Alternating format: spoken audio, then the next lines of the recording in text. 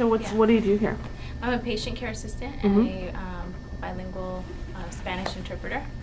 And I think what Haley does is great. The art program here is amazing. The kids are always looking forward to it. And sometimes I try to go in there and do art with her. But my art skills aren't as great as the kids even. Yeah. It's a great program because the kids, they're here for such a long time, and it's a distraction for them, and some kids don't even know that they're so creative until they actually start doing the artwork, and I think it's wonderful. So what does art mean to you personally?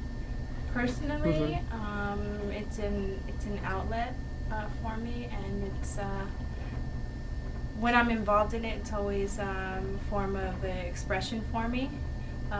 Usually in my photography, I'm able to be very, very creative, and I do photograph the kids only predominantly on this unit, because the kids trust me, the families trust me, so I'm able to sometimes be in a position where I'm able to document some of the things that they go through. Recently, actually I'm working on a documentary piece of it was a bone marrow transplant from beginning to end. Wow. And I finished the piece that was for the family, which was a book that I made for them of the entire transplant, and then I'm working on an essay right now. Wow. That's powerful. That is. Yeah, it's pretty intense, and being in there, and they allowed me to take pictures of anything and everything, and it was really intense. How emotionally, but validating for the child.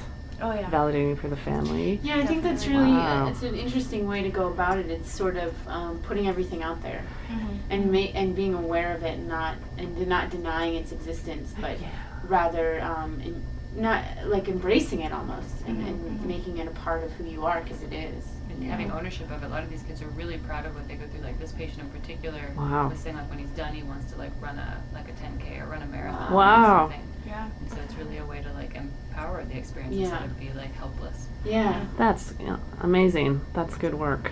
Wow. Thank you. Yeah, that is. Cindy's the best. We love Cindy. One of the things that I've learned from being close to child life and even just nursing and stuff, like that the kid maybe doesn't even feel sick when they get diagnosed with leukemia and stuff like that. Like they might feel kind of tired, or they might have some aches and pains, but they don't feel like really sick. And then what happens as part of the cure, obviously, is part of the medicine they get makes them violently ill.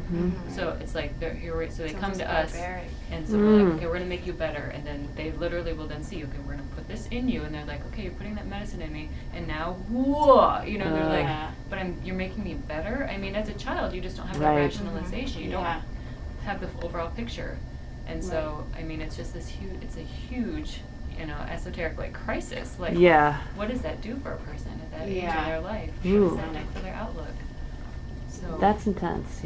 It's really intense. It's really intense. So any way that you can give them a tool to help kind of understand, whether it's like a felt board trying to understand this is what this medicine is doing to attack the cell, or it has to be a visual, or it's almost on a simple level. You're trying to make it friendly. You know what I mean? If you were saying it was barbaric, that the medicines that are put inside them, like, what's going on? So you try to facilitate that this is friendly. It's okay. We're trying to heal you. Or like you need to look at this like maybe you need to be attacking. Think about this. Something inside you, and if you think positive thoughts, you have the power to attack and get rid of it. You have some control here instead of feeling passive, giving them an active role to like. I don't know if this is a judgment, but isn't Western medicine mostly passive? You know what I mean? Traditionally? For the patient? Yes. Yeah. Right? Passive. Yeah. Then so the recipient. Right. But that's kind of like what art kind of does, is I feel like it starts to kind of treat the whole patient. It looks at the whole patient. Yeah. And then they're finding, obviously, with like neuroscience, like it's helping lay down neural pathways that are helping with healing. There's a whole book written by a doctor, Anatomy of Hope, that I just read that you would like.